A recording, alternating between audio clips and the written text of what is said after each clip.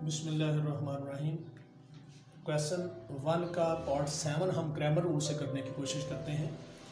तो ये 2x minus 2y equal to 4 है, minus 5x minus 2y equal to minus 10। ये दो इक्वेशंस दी हुई हैं। ए मैट्रिक्स बनेगा 2 माइनस 2 माइनस 5 माइनस 2। अच्छा, अब इसका ए डिटर्मिनेंट पहले फाइंड कर लेते हैं ताकि पता चले कि सॉल्व भी होता है कि नहीं। तो ए डिटर्मिनेंट होता है 2 माइनस 2 माइनस 5 माइनस 2। तो ये कैसे निकलेगा जी? इसको इससे मल्टीप्लाई करेंगे, 2 मल्टीप्लाई माइनस 2 माइनस अपने पास से माइनस 2 मल्टीप्लाई माइनस 5, तो ये बन जाएगा माइनस 4 माइनस 10। तो ये बन गया माइनस के 14। ए डिटर्मिनेंट आपका माइनस 14 आया जो कि 0 के इक्वल नहीं है, फिर इसका मतलब है ये नॉन सिंगुलर है और इसका सॉल्यूशन पॉसिबल है। Solution is possible.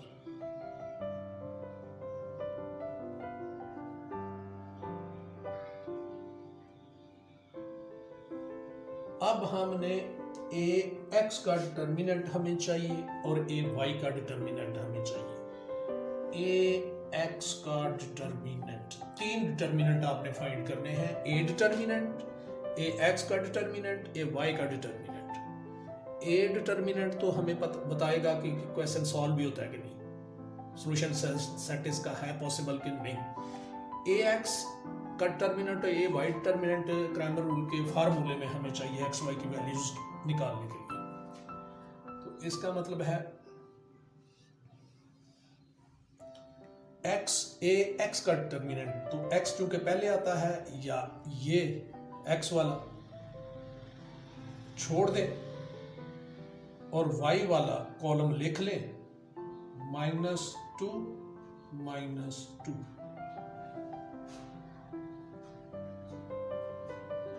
अब जो x छोड़ा है उसकी जगह आप ये इक्वल वाला लिखेंगे, बी मैट्रिक्स जिसको हम कहा करते थे।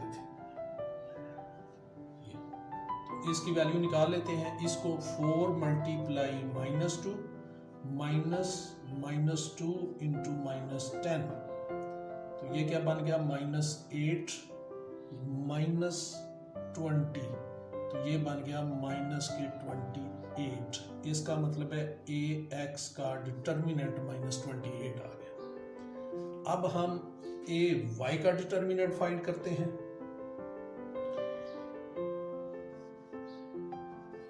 ए वाई का डिटर्मिनेंट कैसे फाइंड करेंगे कि अब वाई वाले छोड़ दें, यानी ये छोड़ दें, ये पहला लिख लें, 2 -5 और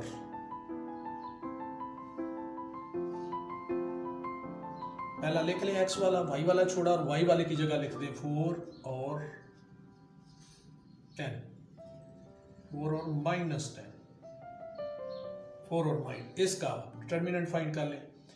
ये हो जाएगा 2 मल्टीप्लाई -10 माइनस 4 मल्टीप्लाई -5, ये क्या बन जाएगा -20 और +20, ये कट के 0 आ गया। इसका मतलब है ए वाई डिटर्मिनेंट आपका 0 आ गया। अब क्रैमर रूल में एक्स और वाई की वैल्यू ही फाइंड हमने करनी है, तो ये कैसे निकलेंगी? ए एक्स का डिटर्मिनेंट ओवर ए डिटर्मिनेंट, और वाई कैसे निकलेगा? ए वाई का डिटर्मिनेंट ओवर ए डिटर्मिनेंट। तो ये क्या बन जाएगा? ए एक्स का डिटर्मिनेंट हमने क्या निकाला? -28, और ए डिटर्मिनेंट हमारा क्या है? -14। इसका मतलब है ये इससे कट गया, 14 1 जा 14 2 जा, तो इसका मतलब है x की वैल्यू आ गई 2।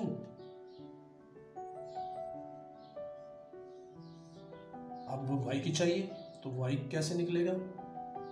ये y का डिटर्मिनेंट है 0 ओवर -14, ए का डिटर्मिनेंट है आपके पास -14, तो 0 ओवर कुछ भी हो तो वो ज़ाहिर है 0 ही होता है। तो इसका मतलब है ये आपका सोल्यूशन से y 0 आ गया और x 2 आ गया, तो इसका मतलब है 2 और 0। x की वैल्यू हमेशा पहले लिखते हैं, y की बाद में लिखते हैं। बिस्मिल्लाहिर्रहमानिर्रहीम। ये क्वेश्चन 1 का पार्ट 8 है और 3x minus 4y equal to 4x plus 2y equal to 8। इसको हम क्रैमर रूल से करने की कोशिश करते हैं। क्रैमर रूल में हमें दो वैल्यूज चाहिए, जाहिर है इन्वर्स मेथड में भी x और y की चाहिए, इधर भी x y की चाहिए। यहाँ पे आपको 3 डिटर्मिनेंट चाहिए। a डिटर्मिनेंट चाहिए ताकि पता चले सॉल्व भी होता है कि नहीं, दूसरा a x का डिटर्मिनेंट चाहिए और a y का डिटर्मिनेंट चाहिए, क्योंकि फार्मूले में ये यूज होंगे। x is equal to A x का determinant over A determinant, y is equal to A y का डिटर्मिनेंट ओवर ए डिटर्मिनेंट। तो इसका मतलब है हमें टोटल 3 वैल्यूज चाहिए। क्रैमर रूल में ये बड़ा इजी मेथड है। तो क्रैमर रूल में हमें सबसे पहले ए मैट्रिक्स बनाना है। ए मैट्रिक्स क्या बनेगा, 3 माइनस 4 1 2।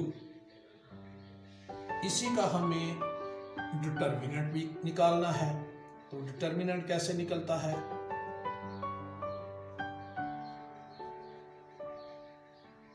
ये हो जाएगा 3 मल्टीप्लाई 2 माइनस 4 मल्टीप्लाई 1, तो ये हो जाएगा 6 प्लस 4, ये आ गया 10। ए का डिटर्मिनेंट आपका 10 आ गया, जो कि 0 नहीं हुआ, लिहाजा नॉन सिंगुलर है और नॉन सिंगुलर का सॉल्यूशन पॉसिबल होता है। ये नॉन सिंगुलर है, अगर 0 हो जाता तो सिंगुलर होता, तो सॉल्यूशन इसका पॉसिबल ही नहीं था। Solution is possible. अब हमें ए एक्स डिटर्मिनेंट चाहिए। ए एक्स का आप मैट्रिक्स भी लिखना चाहे तो लिख सकते हैं, लेकिन हमें चाहिए चूंकि ए एक्स का डिटर्मिनेंट, तो हम डायरेक्ट ही उसका डिटर्मिनेंट ले लेते हैं।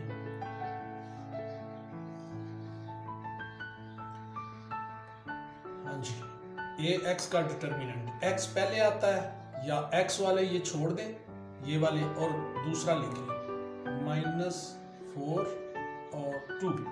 और जो छोड़ा हुआ है, पहला कॉलम छोड़ा हुआ है, एक्स पहले आता है तो पहला कॉलम छोड़ा है, वहां पे आप लिख देंगे ये जो बी वाला, जिसको हम इनवर्स मेथड में बी यानी ये इक्वल वाला जो कॉलम बनता है, तो इसकी वैल्यू निकाल लेते हैं। 4 मल्टीप्लाई 2 माइनस अपने पास से -4 मल्टीप्लाई 8, तो ये क्या हो जाएगा 8 प्लस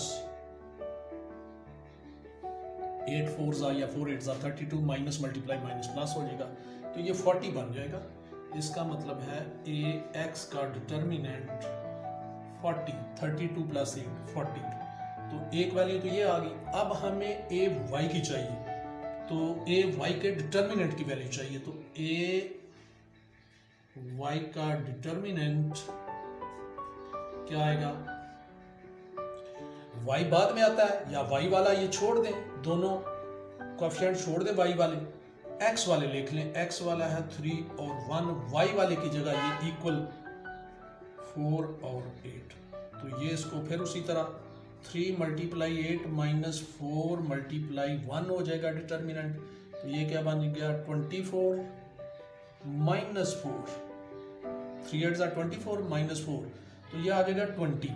इसका मतलब है ए वाई का डिटर्मिनेंट आ गया आपका 20, ए एक्स का डिटर्मिनेंट 40 आया, ए वाई का डिटर्मिनेंट 20 आया। ये यहाँ पे वैल्यूज रखें, यहाँ पे x is equal to A x का डिटर्मिनेंट है 40 ओवर 10, इसका मतलब है x की वैल्यू आ गई 4, x की कितनी आ गई 4। इसी तरह ए वाई का डिटर्मिनेंट है 20 ओवर ए डिटर्मिनेंट है 10, तो ये आ गई 2, इसका मतलब है y की वैल्यू आ गई 2।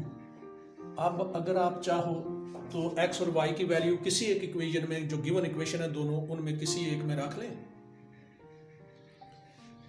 तो फिर इसका मतलब है कि वो सेटिस्फाई होना चाहिए। ठीक है, तो ये जरा ख्याल रखें। ए वाई का डिटर्मिनेंट 20 आया है, ये ज़रा नीचे आ गया था, तो ए वाई का डिटर्मिनेंट 20 आया है। कैसे निकाला है वो आपको पता है कि वाई वाले कोएफिशिएंट छोड़ने हैं, यानी वाई वाला दूसरा छोड़ा है, वहाँ पे आपने इक्वल वाला लिखा है। तो ये तरीका है, क्रैमर रूल बहुत इजी है। 3 वैल्यूज़ आपको चाहिए, ए डिटर्मिनेंट, ए एक्स का डिटर्मिनेंट और ए वाई का डिटर्मिनेंट। ये 3 वैल्यूज़ चाहिए। अगर ये तीनों आप निकाल लेते हैं तो फिर इसका फार्मूला है x equal to A X determinant over A determinant और y equal to A Y determinant over A determinant. तो आप आराम से उसको इजीली कर सकते हैं।